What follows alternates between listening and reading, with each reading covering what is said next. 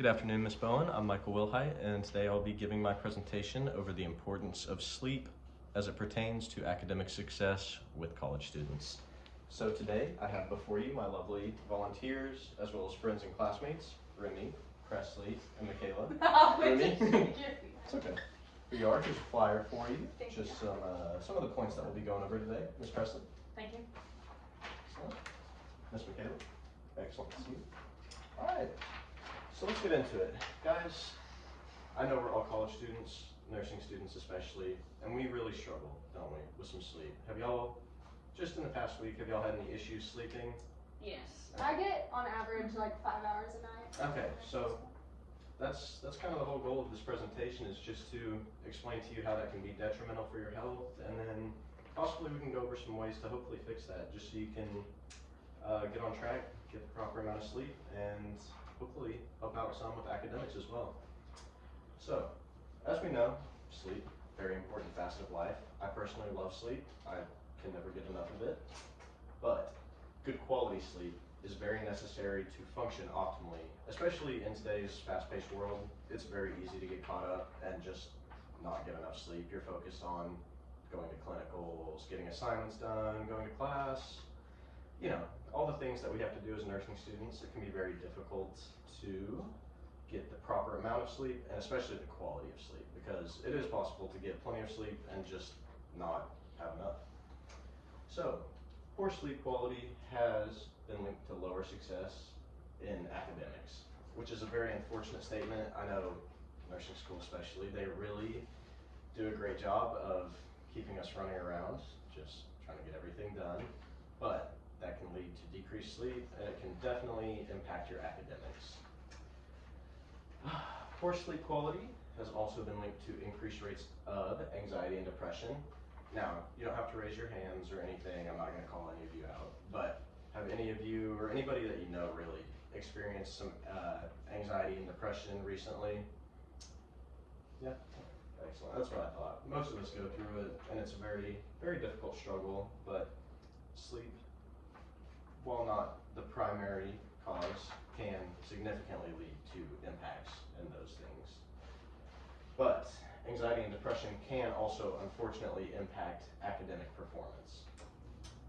In the association between Pittsburgh Sleep Quality Index Factors, Academic Performance and Health by Mishra, Sahu, and Baca, they've actually found a link between the quality and quantity of sleep that you get, and also a decrease in academic performance, especially if that's not the quality that you want. So, while we know that this decrease in sleep quality can lead to anxiety and depression, there is a positive side to this. Good sleep quality, good sleep quantity can lead to academic success, which can lead to better jobs and increased quality of life. So with these better jobs come some benefits. You know, you get insurance, you make extra money, so you have more capability to go and see your primary care provider, go and see specialists if there's issues. So it's getting sleep quality, getting good sleep. While it doesn't seem necessarily linked to healthcare outcomes in that way, it is definitely linked to healthcare outcomes, just because decreased sleep can lead to increased risk for cancer, hypertension, all of these kind of morbid conditions that we see, especially in the chronically ill. But it is also tangentially related through an increase in academic success that can lead to an improvement in your health. Now, some of the things, I know we've discussed the difficulty that you can experience trying to get an adequate amount of sleep as you're going through your daily life and all of the stresses that we deal with living. Now, can any of y'all tell me, when y'all have trouble sleeping, what do you usually do to try and fix that? I like to go on my phone. Oh, okay. All right. What about you? Melatonin. Okay. Yeah. I actually like to get off of my phone, like an hour before I go to sleep, and I turn all the lights off in my room, and that helps me get to sleep. Excellent, excellent. So that actually raises my next point, was the blue light that is emitted through phone screens can actually be detrimental to your sleep quality, as well as awaken your brain when you're trying to sleep. So experts do recommend that you usually try and get off of those blue light screens about an hour before you go to bed. As to your point, melatonin, while it can be useful, it can, not to say that it is addictive, but it can become habit forming just in that it is. Because I do think that sometimes I'm just like, oh, let's just take melatonin, but really, we really don't have to. Exactly. There are other things that you can do to increase your quality and quantity of sleep. So some of the things that experts recommend, cutting out caffeine 6 to 8 hours before you go to bed. So that's all your energy drinks, coffee, teas, Cokes, anything like that. Just trying to get that kind of cut out of your diet before you are even thinking about going to bed. That's that pre-contemplation.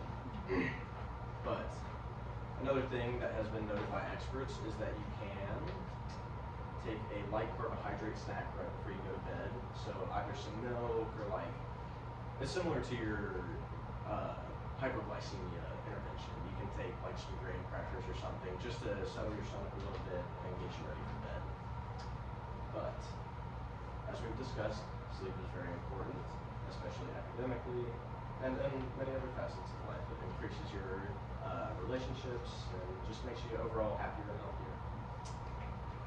So now that we've kind of gone through that, do y'all think of any interventions that you might use if you have a difficult night's sleep coming up? I really like the idea with carbs, like milk or like graham crackers. I never thought about that. Yeah. That's actually a really good idea. Yeah, I'm incapable of sleeping if I'm hungry, so I think that would be very beneficial to me. Very smart. Now I know not to use my phone at night because it makes me awake.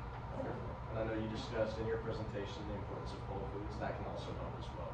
Just trying to avoid some of those processed foods because they just can lead to gastric irritation and some issues in the stomach. All right, thank you so much, guys. Now I have this questionnaire for you before we end the presentation.